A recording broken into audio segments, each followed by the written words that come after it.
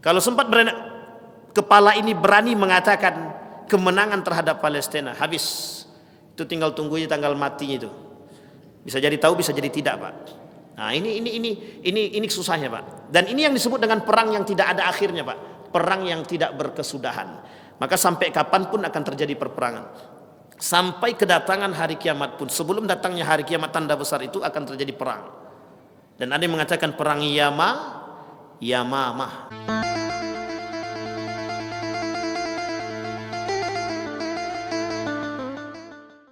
A'udzu billahi minasy syaithanir rajim. Bismillahirrahmanirrahim. Assalamualaikum warahmatullahi wabarakatuh.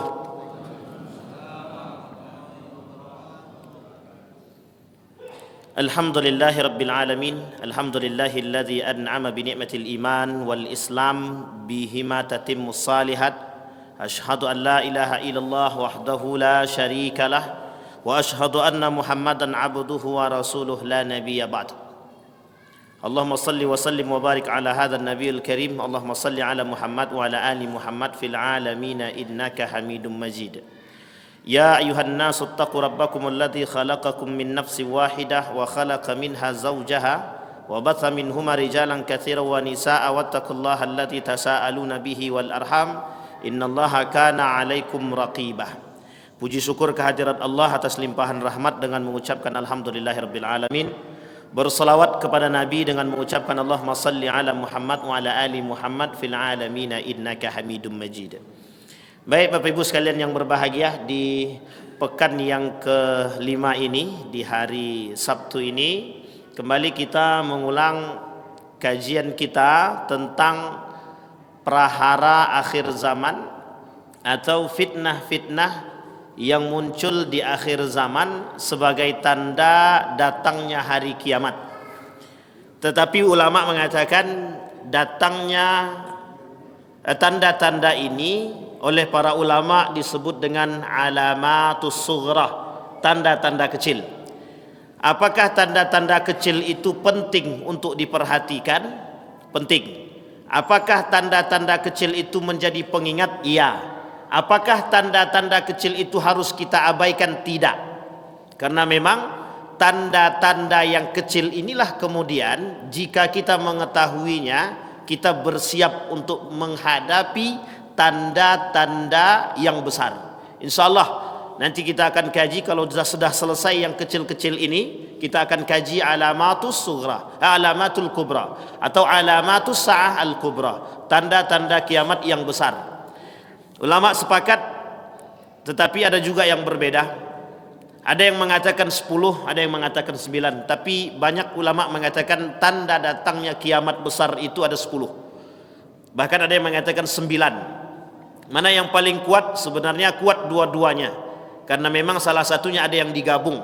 Dan itu insya Allah akan kita kaji di pertemuan yang akan datang. Mudah-mudahan selesai dari kajian ini, tanda-tanda datangnya hari kiamat yang kecil ini. Kata para ulama, Syekh Ramadan Al-Buti mengatakan, keimanan kita terhadap datangnya hari kiamat itu tidak bisa bergeser. Sebagai seorang yang beriman itu tidak boleh bergeser. Karena kalau dia bergeser, maka bergeser juga akidahnya. Karena kaitannya dengan akidah.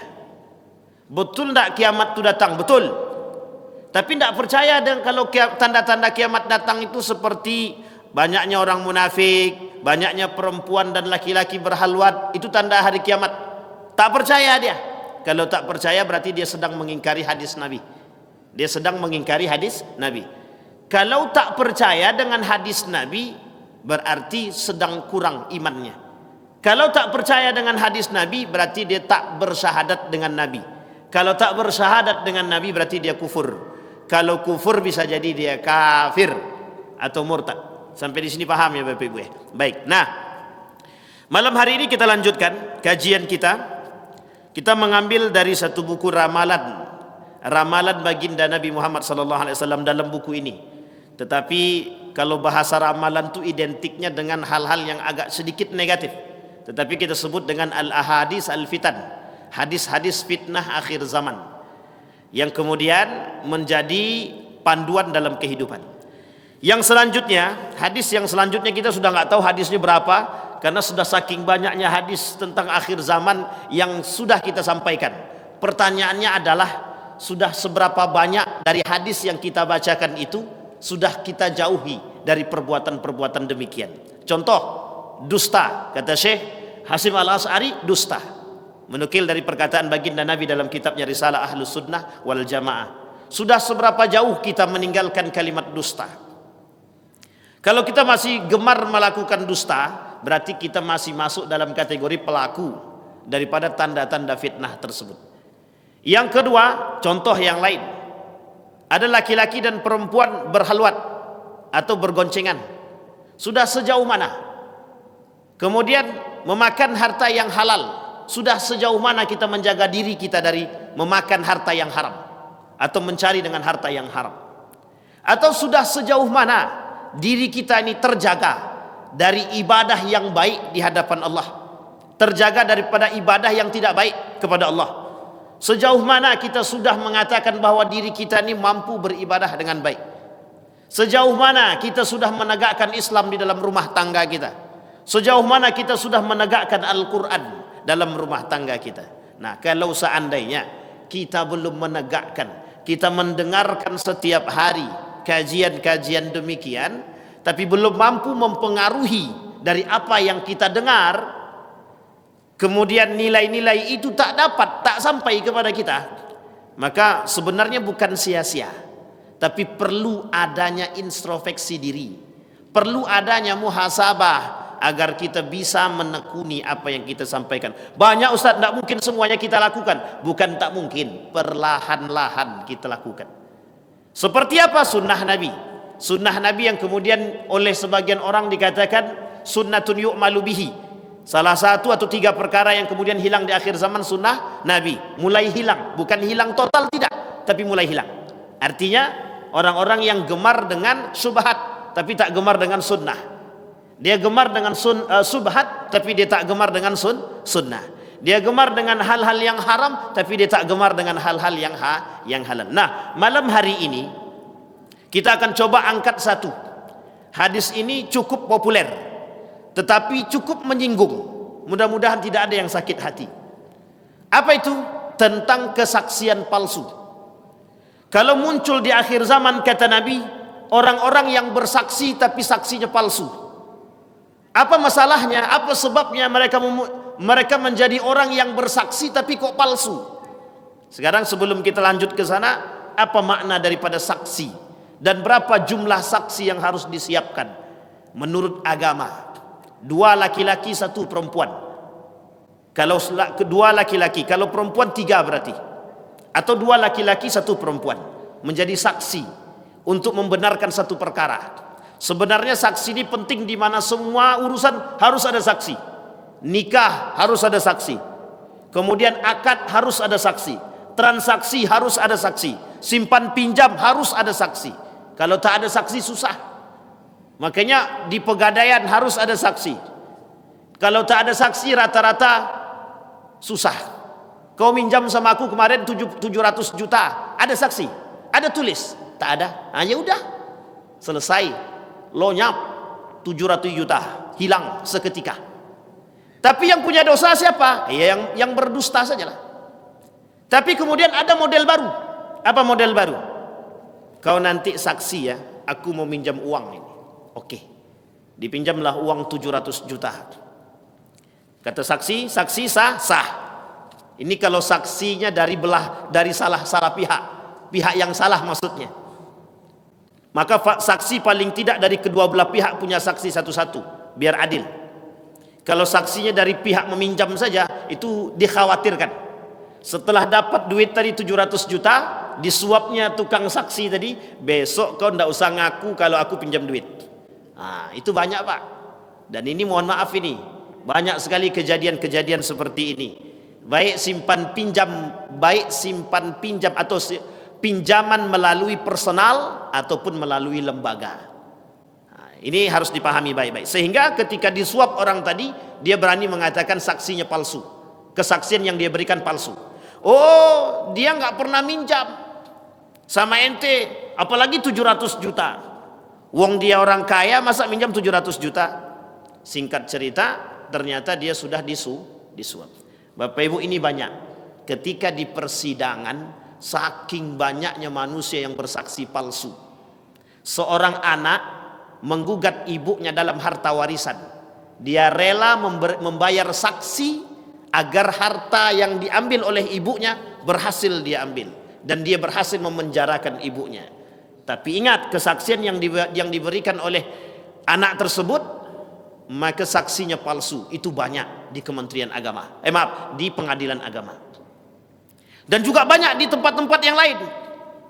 Ketika ada kasus-kasus tertentu, ini mohon maaf, ini kasus-kasus tertentu tentang persaksian palsu ini sangat banyak sekali. Berani mereka menjual kesaksian mereka. Oke, kalau kau berani bersaksi, nanti keluargamu kehidupannya kami tanggung. Wah, ini pula, karena ditanggung kehidupan keluarga tadi, oke lah, tak ada masalah. Sehingga siapa yang terzolimi di sini? Orang yang disaksi tadi. Kezoliman yang terbangun dari kesaksian palsu itu berat, besar, sehingga dia menzolimi orang, menganiaya orang. Nah, kata Nabi, kelak di akhir zaman akan muncul kelompok-kelompok orang-orang yang kitmanul haq wa syahadatuz zur. Mereka bersaksi palsu dan menyembunyikan kebenaran. Kita ambil contoh kasus-kasus yang Bapak Ibu sudah yakin, saya sudah jelas itu, sudah tahu itu. Banyak kasus yang tersebar, baik di pengadilan, baik di luar, baik di dalam lembaga, baik di luar lembaga. Apa tujuan mereka bersaksi palsu? Satu, duit. Yang kedua, tekanan. Yang paling banyak itu yang mana? Nomor 2 apa nomor 1? Dua-duanya. Tekanan banyak, duit pun juga.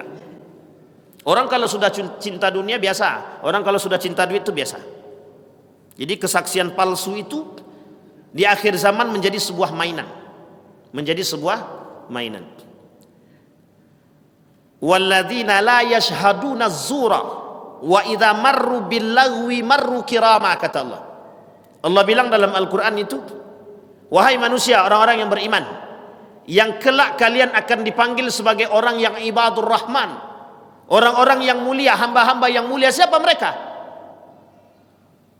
Walladzina yashhadu wa idza yashhadu walladzina idza syahadu wa syahadu bi qirama. Mereka ketika dimintakan untuk menjadi seorang persaksian, mereka memberikan persaksian yang benar, yang jujur. Maka mereka menjadi orang-orang yang oleh Allah disebut dengan ibadur rahman, hamba-hamba yang mulia. Walladzina la yashhaduna az-zura wa idza marru bil lagwi, ketika mereka jalan di atas muka bumi, marru kirama, sebagai orang yang tak punya beban, orang yang mulia, dihormati, sekalipun tak dihormati oleh penguasa, sekalipun tidak dihormati oleh penguasa. Suatu ketika seorang sahabat pada masa Umar bin Khattab, ketika masa Umar bin Khattab itu terjadi kasus pembunuhan. Kasus pembunuhan tersebut dicarilah siapa pembunuhnya. Ketika dapat 2 orang, ada 2 orang yang tertuduh ketika itu, dihadirkanlah saksi. Betulkah si A yang kemudian membunuh? Tidak, kata dia. 2 orang ini diantara salah satu, Umar bin Khattab pengen cari siapa pembunuh yang sebenarnya. Setelah dicari tahu oleh Umar bin Khattab, kemudian agak nampak gelagat dari 2 orang tersebut. Maka dipanggillah satu persatu untuk maju. Ketika dipanggil satu persatu untuk maju, kemudian dihadirkan saksi. Yang pembunuh yang hakiki ketika dipanggil yang pertama. Ketika didatangkan saksi, maka berani saksi tersebut berkata tidak jujur di hadapan Umar bin Khattab. Singkat cerita, ketahuan oleh Umar bin Khattab kalau dia memberikan persaksian palsu, maka dihukum gantung, dibunuh. Apa yang dibunuh? Karakternya. Apa yang harus dia lakukan? Apa kata Umar bin Khattab? Engkau telah melakukan dosa besar. Apa dosa besar? Engkau telah menzalimi manusia. Engkau telah menzalimi orang yang engkau zalimi. Mulai hari ini engkau kembalikan nama baik mereka. Jadi Bapak Ibu, kalau ada orang yang bersaksi palsu terhadap orang yang disaksikan, maka dia bertanggung jawab, wajib mengembalikan nama baik daripada orang yang disaksikan tadi. Karena apa? Dia sudah menzalimi orang tersebut. Yang pertama. Yang kedua, kalau ada kerugian materi, dia wajib mengganti. Yang ketiga, di akhirat nanti orang seperti ini akan dimintai pertanggungjawaban oleh Allah. Apa pertanggungjawabannya? Mereka harus memberikan semua pahala-pahala mereka kepada orang yang mereka zalimi. Oh, berat Pak, tanggung jawab dunia dan akhirat. Oh, kalau sudah diperbaiki nama baik mereka sudah selesai Pak Ustaz? Tergantung. Adakah kekurangan mereka dari materi mereka? Oh, ada, harus ganti. Kalau tidak diganti bagaimana? Kelak di akhirat. Tapi mereka sudah memaafkan. Itu lain cerita. Kalau memaafkan tapi tak bertobat kepada Allah, dia dapat maafnya manusia tapi dia tak dapat ampunan dari Allah Subhanahu wa taala. Nah, orang seperti ini, pelaku-pelaku syahadatuz zur seperti ini, mereka dimasukkan oleh Allah ke dalam neraka. Ada yang mengatakan neraka jahanam karena mereka masuk dalam kemunafikan. Kenapa? Karena mereka berani berbohong atas nama sumpah. Apa kaitannya saksi palsu dengan sumpah? Sangat terikat.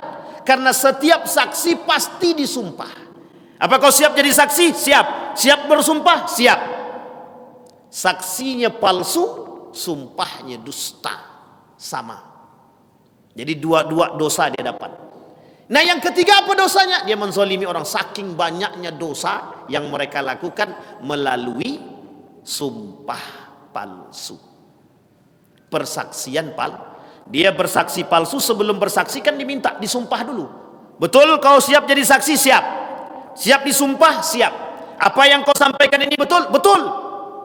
Yakin? Yakin. Bismillahirrahmanirrahim. Ditaruh Al-Quran di atas kepala. Sekarang ini tradisi menaruh Al-Quran di atas kepala sebagai sumpah, tapi rata-rata semuanya sumpahnya dusta, pengkhianat. Dia jadikan Al-Quran sebagai tempat sumpah, tapi sisi yang lain mereka lupa kalau mereka sedang bersumpah kepada Allah. Tapi apa yang terjadi? Dusta. Siap menjadi penanggung jawab agama, menjadi penanggung jawab amanah, siap. Lepas Al-Quran tadi, besok pagi mulai korupsi lagi.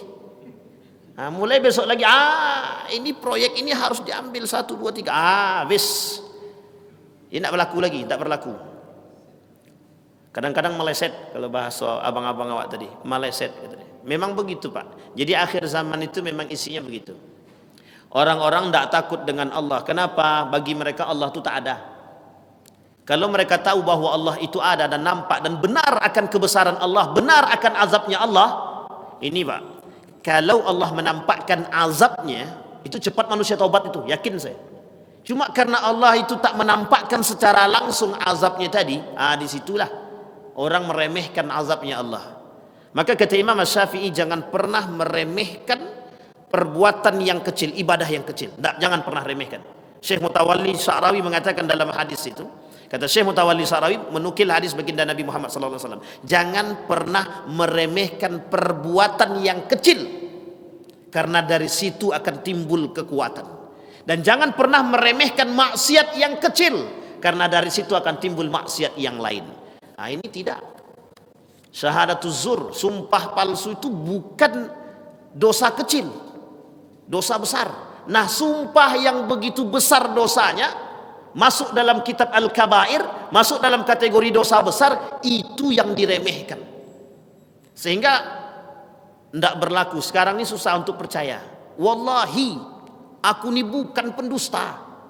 Kalimatnya wallahi, tapi kita tidak tahu tujuan wallahi itu ke atas atau kemana, itu kita tidak tahu. Kalimat berani mereka katakan wallahi, itu kalimat yang tertera di dalam Al-Quran. Kalau sudah bersumpah menggunakan kalimat demikian, harusnya sebagai seorang muslim itu hanya dipergunakan, sumpah itu bagi seorang muslim mukmin khususnya itu dipergunakan ketika pada hal-hal yang sangat urgen saja. Karena kalau pada hal yang tidak urgen tak perlu digunakan sumpah.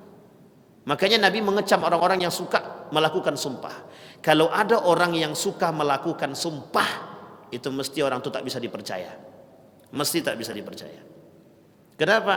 Karena orang yang bisa dipercaya itu dia tidak akan pernah mempermainkan sumpah dan tidak akan pernah mengucap sumpah, tidak akan pernah selalu mengucapkan sumpah. Karena apa? Mereka takut dengan sumpah itu.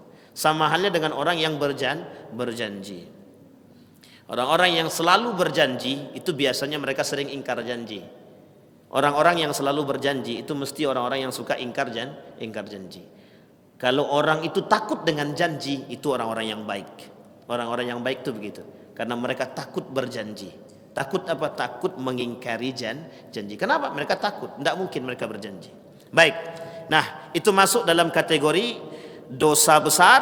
Dan itu kata Nabi kelak di akhir zaman akan muncul dari golongan-golonganku, kata Nabi. Dari golongan-golongan umatku, mereka orang-orang yang bersumpah tapi palsu. Kemudian kata Nabi, kelak di akhir zaman akan ada perang yang tidak berkesudahan, yang tidak ada habisnya. Seorang ilmuwan dari barat menuliskan dalam tulisannya Connectivity War. Ada judul buku namanya Connectivity Wars. Artinya perang yang terus berkelanjutan. Nah, kalau di garis bawah, kalau secara judul itu sangat-sangat sejalan. Bapak Ibu sekalian yang berbahagia, yang namanya perang itu dari dulu sampai sekarang, pasca baginda Nabi Muhammad SAW mengatakan perang baik dengan kaum Yahudi, Nasrani, Quraisy ketika itu, kafir ketika itu, sesama muslim ketika itu, sampai akhir kiamat nanti tidak akan pernah selesai perang, karena nanti ada perang juga di akhir. Jadi sebelum nanti terjadi kiamat besar, ada namanya perang juga, dan perang itu yang ditunggu. Perang untuk menumpas siapa? Antara muslim dan Yahudi. Kita lihat nanti kapan itu. Nah, kita tengok sekarang Palestina dengan Israel. Palestina dengan Israel, yang menang siapa? Halo Bapak Ibu, siapa yang menang? Palestina apa Israel? Palestina. Yang memenangkan hati umat muslim, yang memenangkan hati dunia, itu Palestina. Sekarang hampir orang tak percaya dengan Israel lagi. Hanya dua negara yang sekarang ini masih berpijak pada Israel, Amerika, Inggris. Ada satu lagi, Jerman. Mereka masih kuat mendukung Israel. Tapi bentar lagi kita lihat. Kalau bahasa ramalan yang lain mengatakan, berarti kalau seandainya Palestina menang, kiamat dong Ustaz. Siap-siaplah. Yang belum nikah cepat. Mana Bang Tio udah nikah belum? Hati-hati. Ini bahasa ini kemudian oleh para ulama juga tidak menjadi bahasa belum seutuhnya betul. Apakah ketika Palestina menang kiamat datang? Kita lihat kondisinya. Dia tidak semudah itu juga. Ada beberapa hadis memang yang mengatakan demikian, tapi ada penjelasan baik dari Nahdlatul Ulama, kemudian dari teman-teman dari ulama-ulama salaf juga menjelaskan bahwa tidak semestinya demikian juga. Artinya kalau mengukur tingkat fitnah hari ini, selagi masih ada manusia yang datang ke masjid, selagi masih ada manusia yang betul-betul ikhlas beribadah kepada Allah, selagi saf itu masih banyak dan rapat, insya Allah masih lama kiamat itu Pak. Tetapi kita nggak tahu, karena kiamat itu tidak bisa diprediksi. Hanya saja kita disuruh untuk menentukan, melihat tanda-tanda itu. Ketika Nabi ditanya, seorang pemuda datang kepada Nabi bertanya tentang Islam, iman dan ihsan. Nabi jawab ketiga-tiganya. Tapi ketika Nabi ditanya tentang alamat, tentang sa'ah, Nabi tak bisa jawab. Tapi apa kata Nabi? Orang yang bertanya lebih tahu daripada yang ditanya. Kemudian dia tanya, wa ma amaratuha? Bagaimana dengan tanda-tandanya? Barulah kemudian Nabi menyampaikan. Artinya Bapak Ibu sekalian yang berbahagia, kalaulah tanda yang 10 kelak, yang 10 besar itu, tanda besar yang 10 itu atau yang 9 itu sudah kita tampak, mungkin bisa jadi bentar lagi kiamat. Tapi hari ini kita belum lihat. Yang baru mulai nampak ada tanda-tanda sedikit. Dulu ada namanya binatang melata bisa berbicara. Binatang melata bisa berbicara. Kemudian Dajjal akan muncul, Ya'jud wal Ma'jud, Isa yang turun dan lain sebagainya. Itu tanda-tanda besar. Insyaallah akan kita bahas. Nah, tetapi kedekatan kiamat itu bisa diprediksi. Prediksinya bisa melalui apa? Tanda-tanda tadi. Semakin banyak tanda-tanda fitnah akhir zaman itu yang terjadi, maka ada kemungkinan kedekatan kiamat itu terjadi. Ini bukan menentukan kiamat. Nanti jangan salah paham pula. Ya Bang ya, kemarin kita disebut Ustadz sesat kata dia. Menentukan kiamat 2035. Kapan pula awak menentukan kiamat? Itu hanya prediksi orang. Saya menukil dari kalimat orang, kemudian kita jelaskan, kan begitu. Tapi ada yang terbaru ini. Ada terbaru, aliran sesat. Akan kiamat 2024. Dulu sudah pernah terjadi. Tahun 2012, jam 12, bulan 12, 2012, tengok nanti akan terjadi kiamat. Ditunggu-tunggu tak jadi-jadi. Ini kita nggak meremehkan. Kemudian difilmkan oleh Amerika tentang kiamat tersebut. Dia tunjukkan akan kehancuran. Tapi uniknya dalam film tersebut ada yang selamat. Itu yang kita harus, sebenarnya itu tak ada itu. Jadi film-film banyak yang merusak. Jadi Bapak Ibu mohon maaf, kalau nonton film sekarang harus hati-hati. Saya kasih tahu, ini film-film yang sesat saya kasih tahu. Satu film tentang kiamat itu. Tidak ada manusia yang mati, yang hidup ketika kiamat itu, tidak ada. Itu jelas itu. Ketika batu berterbangan, itu semua hamparan itu penuh dengan batu. Batu-batu yang kemudian ada di tanah Mekah dan di tanah Madinah itu berterbangan seperti kapas yang akan kelak menimpa kepada manusia. Siapa yang bisa hidup? Itu satu. Yang kedua, ada film tentang Ottoman Empire. Itu tidak benar itu. Film Turki Utsmani yang pada periode yang sekarang ini tidak ada, itu tidak betul sama sekali. Kecuali yang Sultan Abdul Hamid yang buatan Turki, yang memang disandarkan kepada pemahaman para ulama salaf, itu betul. Kemudian ada film nama Nabi Yusuf yang dibuat oleh Syiah, ada juga. Dan sekarang banyak film-film Nabi yang kemudian muncul itu semua buatan Syiah. Hati-hati, dan gak ada yang benar. Ada lagi film tentang risalah. Ini judul filmnya risalah, atau dalam bahasa lainnya message tentang Nabi Muhammad. Itu gak benar, film sesat. Sekarang banyak film menyesatkan. Ada pula film-film yang menyesatkan itu dalam film Indonesia. Ku menangis, itu film menyesatkan banget itu Bapak Ibu. Itu tanda akhir zaman yang paling jelas. Kita dipertontonkan dengan film-film yang tidak bermoral sama sekali. Yang di situ seorang istri berantem dengan suami dengan kondisi hubbud dunia, cinta dunia. Tapi ada manfaat daripada film tersebut bagi yang berakal. Bagi yang tak berakal, dicontohnya Pak. Abang tengok di TV itu. Yang terjadi apa? Berantem. Dek, tengok istri yang solehah tuh kayak gitu, yang kayak di TV itu sediakan makan, bang, itu di TV, di luar TV tidak benar itu, kata dia. Bisa jadi. Sampai sini paham ya Bapak? Perang yang tidak berkesudahan. Ada satu buku judulnya Maghazi. Judul buku namanya Maghazi. Di situ lebih dari 100 perang yang terjadi, baik pada masa Nabi sampai terakhir Daulah Turki Utsmani, sampai runtuhnya Turki Utsmani. Ada 100 lebih perang. Dan kemudian di setiap belahan negara juga terjadi perang. Kita ambil perang-perang yang jelas itu. Ada kerajaan Sriwijaya, Majapahit, kerajaan-kerajaan yang kemudian melakukan perperangan untuk menaklukkan daerah taklukannya. Kemudian Malaka, kemudian Samudra Pasai, ini untuk di negara kita Bapak Ibu. Sekarang perang dunia pertama, perang dunia kedua, ketiga yang akan datang, prediksinya antara Cina dan Amerika. Ini prediksi, tidak menentukan, tapi bisa jadi. Kemudian ada perang salib dan perang-perang yang lain. Dan mengapa perang ini tidak selesai? Penyebabnya, alasan utama, setiap kelompok ingin menguasai dunia. Setiap kelompok. Amerika terkenal dengan negara adidaya atau adikuasa. Adidaya sama, dikdaya. Tetapi kemudian ketika Amerika berkuasa, Amerika juga bisa sempat ditaklukkan dalam satu gencatan yang dilakukan oleh Cina. Oh, ini perang Pak antara Amerika dan Cina. Yang lain kena imbas.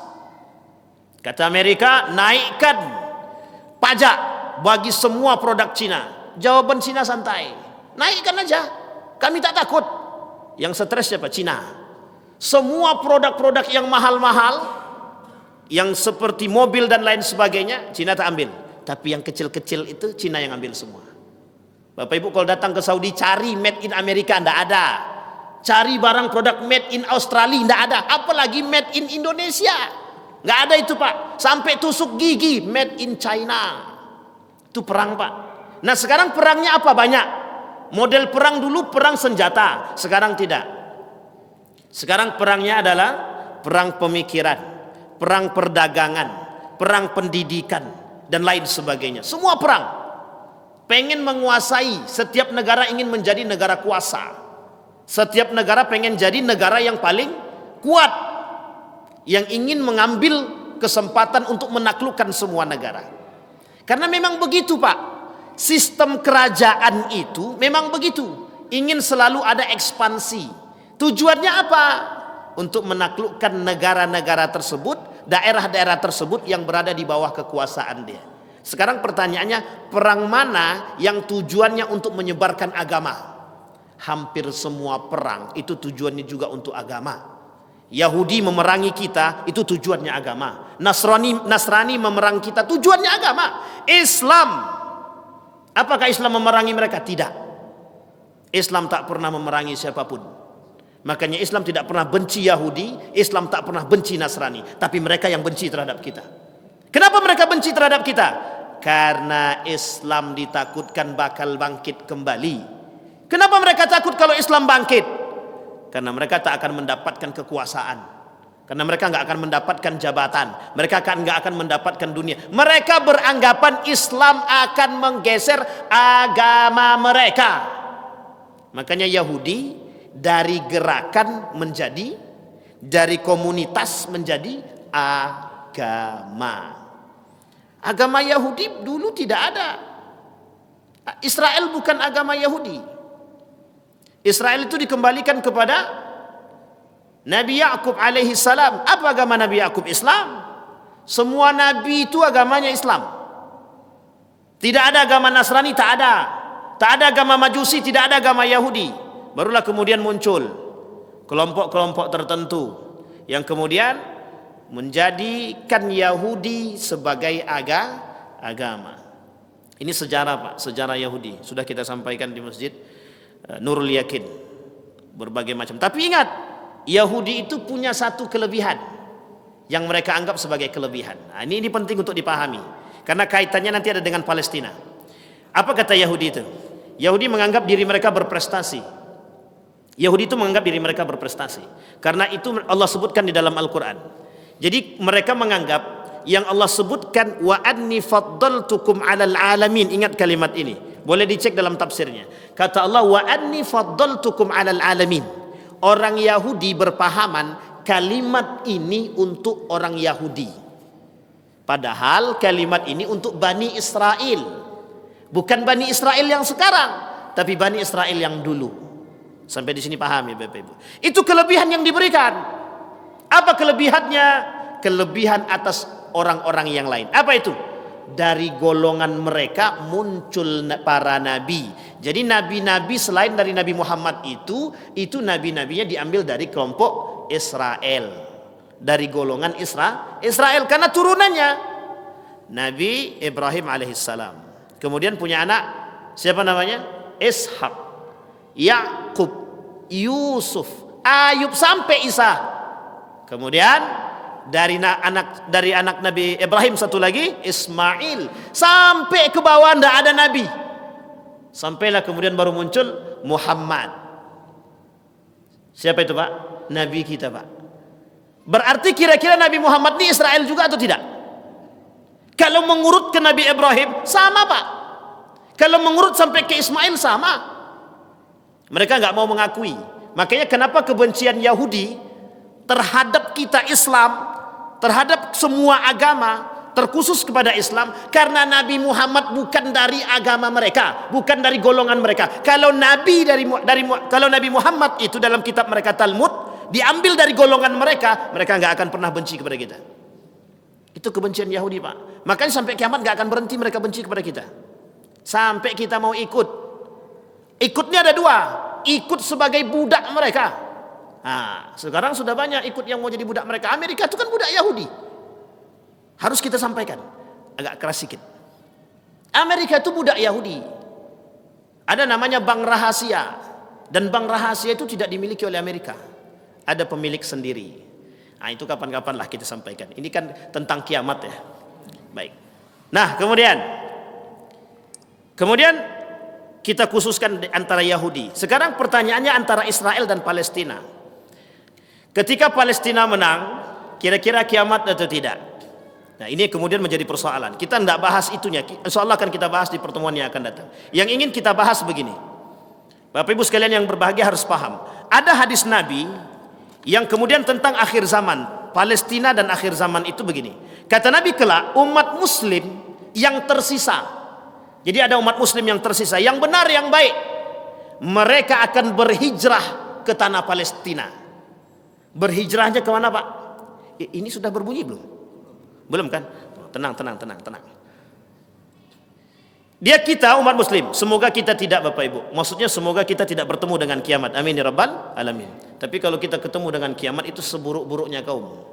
Tapi insya Allah kita nggak akan ketemu. Karena orang beriman itu akan dimatikan oleh Allah secara perlahan, secara keseluruhan. Ya mungkin tidak serentak dimatikan tidak. Tapi perlahan orang-orang yang baik itu akan mati secara perlahan. Tapi ini tidak ada kaitannya orang baik mati duluan ya. Itu tidak ada kaitannya. Jadi Bapak Ibu kalau orang baik mati duluan, nanti tidak ada yang mau menjadi orang baik Pak. Takut orang jadi orang baik. Baik. Kita coba cek. Palestina. Kata Nabi, hadis yang pertama kata Nabi, Palestina tempat terbaik sampai akhir zaman. Makanya mohon maaf, kenapa orang-orang Palestina itu bertahan di situ? Mereka bukan masalah hijrah. Ini ada yang mengatakan, nih kita garis bawahi dan kita luruskan. Ada yang mengatakan, kenapa sih tidak sebaiknya orang-orang Palestina berhijrah dulu, kumpulkan kekuatan? Bukan itu masalahnya. Yang pertama di situ ada Masjidil Aqsa, nenek moyang mereka. Yang kedua itu tanah mereka. Palestina itu tanahnya orang Islam, bukan tanah orang lain. Kalau ada Yahudi dan Israel mengaku itu tanah mereka, ya Israel yang sekarang. Tidak ada, itu bullshit semua. Bohong Bapak Ibu. Tidak ada. Semua sejarah itu sudah kita cek dalam buku dan literatur itu. Hanya saja mereka punya kekuasaan. Hanya saja mereka punya kekuatan. Yang mereka inginkan adalah tanah itu Bapak Ibu.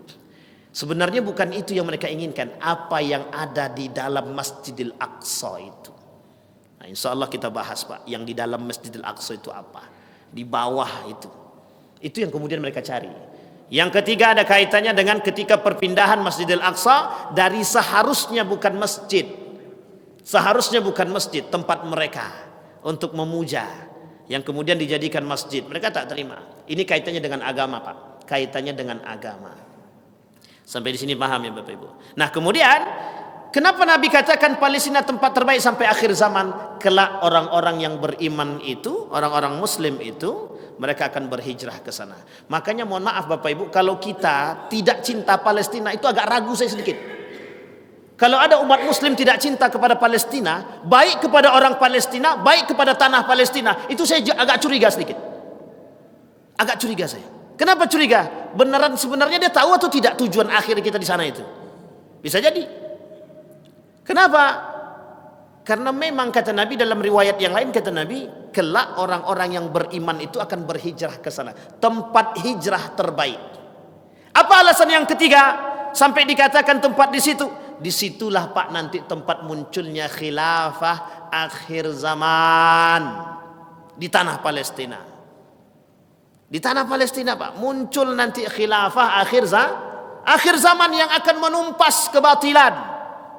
Nah setelah itu apa yang terjadi? Nah inilah kemudian kalau kita sandarkan kepada kalimat yang tadi, kalaulah sudah dipegang Palestina tersebut, yang kemudian menjadi satu kekhalifahan yang nyata dan real dan benar, disitulah kemudian kiamat besar mulai terjadi Bapak Ibu. Maka ada sebagian kelompok yang mengatakan sebentar lagi, tunggu saja waktunya. Betul. Artinya apa? Mereka sangat termotivasi akan kemenangan Palestina. Coba bayangkan, sekian banyak manusia, umat muslim di dunia ini memboikot produk Israel, goyang mereka. tapi mereka tetap tidak mau mengakui kekalahan itu. Coba bayangkan, kurang apa dia? Kurang ajar, Pak. Tidak mau mereka mengakui, bahkan mereka ekonomi mereka goyang, mereka nggak tahu. Nggak mau mereka mengakui. Bahkan tidak boleh ada media yang mengatakan bahwa lemahnya Israel ekonomi, lemahnya ekonomi Israel, tak boleh. Tidak boleh ada media yang mengatakan lemahnya ekonomi Israel. Bapak Ibu, saya kasih tahu, ini ada kemiripan sedikit. Dulu Cina itu tidak pernah menyampaikan jumlah angka kemiskinan. Tidak boleh. Dulu yang terkenal paling miskin, negara paling miskin itu apa? Penduduknya itu disebut dengan India. Padahal Bapak Ibu, itu kalau kita mau melihat Cina itu lebih parah. Tapi mereka tak boleh sampaikan. Ini strategi yang mereka lakukan untuk menunjukkan betapa mereka tetap kuasa, tetap bisa bertahan. Itu strategi yang dilakukan oleh Israel, Pak. Israel tak mau dia dipandang lemah, itu tidak mau. Kenapa? Karena mereka tetap masih memegang Amerika, Pak. Amerika tetap mereka akan pegang. Sampai kapanpun perkataan PBB tidak akan pernah mengatakan kemenangan Palestina. Sejauh masih dipegang oleh kelompok itu, maka tidak mungkin PBB mengatakan kemenangan Palestina. Kemenangan Palestina. Sekalipun didesak berkali-kali, begitu kuatnya mendesak, tidak akan, Pak. Tidak akan, karena kepalanya sudah dipegang nih, Pak. Kepalanya sudah dipegang. Kalau sempat kepala ini berani mengatakan kemenangan terhadap Palestina, habis. Itu tinggal tunggu aja tanggal matinya itu. Bisa jadi tahu, bisa jadi tidak, Pak. Nah, ini susahnya, Pak. Dan ini yang disebut dengan perang yang tidak ada akhirnya, Pak. Perang yang tidak berkesudahan. Maka sampai kapanpun akan terjadi perperangan. Sampai kedatangan hari kiamat pun, sebelum datangnya hari kiamat tanda besar itu akan terjadi perang. Dan ada yang mengatakan perang Yamamah. Nanti akan kita lihat Bapak Ibu, akan kita kaji insyaallah pada perang yang lain, pada pembahasan yang lain tentang perang Yamamah. Apa itu perang Yamamah dan bagaimana munculnya nanti. Nah, kemudian tempat terakhir yang dikatakan oleh Nabi dalam hadisnya, ada 4 hadis terkait Palestina. Awal dari perkara Islam ini adalah kenabian dan rahmat, kemudian tegaknya khilafah dan rahmat, kemudian berdiri kerajaan dan rahmat, kemudian berlaku pemerintahan kerajaan-kerajaan kecil dan rahmat. Lalu orang-orang memperebutkan kekuasaan seperti kuda-kuda yang berebut makanan. Maka jika berada di dalam situasi itu, hendaklah kalian berjihad. Sesungguhnya jihad yang paling utama adalah ribat, dan sebaik-baik ribat kalian adalah di Asqalan. Asqalan itu ada nama daerah kecil, Pak, di perbatasan Palestina itu nanti. Yang ada yang mengatakan itu yang saat ini Gaza. Tahu Bapak Ibu Gaza ya? Gaza itu disebut dengan Asqalan juga, sebagian ulama mengatakan itu yang disebut dengan Asqalan. Itu yang kemudian pengen direbut oleh Yahudi. Kalau sudah dapat itu kan sudah tak terjadi tanda kiamat ini. Artinya apa? Akan muncul nanti golongan-golongan yang berjihad menggunakan kuda berjubah putih yang Allah sebutkan berulang-ulang di dalam Al-Quran. Siapa mereka? Yang akan menumpas kaum Yahudi tersebut. Siapa mereka yang akan menumpas kaum Israel tersebut? Dari mana munculnya? Dari Asqalan. Makanya bahasa disebut berjihadlah. Bapak Ibu, hari ini kita termasuk orang yang berjihad. Jihad memboikot itu Bapak Ibu, itu jihad terbaik. Karena mungkin kita tak sanggup ke Palestina, bisa jadi tak sanggup karena tak mampu, bisa jadi tak sanggup karena takut, bisa jadi. Paling tidak kalau kita berani memboikot produk Israel, itu jihad juga terbaik Bapak Ibu. Makanya mohon maaf, ada orang-orang yang tak setuju dengan pemboikotan, itu tak urusan kita Bapak Ibu. Orang yang beriman mesti memboikot produk Israel. Mesti memboikot orang yang beriman. Kalau orang beriman tidak memboikot produk Israel, dipertanyakan keimanannya. Saya kira itu saja Bapak Ibu. Mudah-mudahan bermanfaat bagi kita semua. Mudah-mudahan bisa menjadi tuntunan bagi kita, pandangan dalam kehidupan kita. Fa'tabiru ya ulil absar la'allakum tuflihun. Assalamualaikum warahmatullahi wabarakatuh.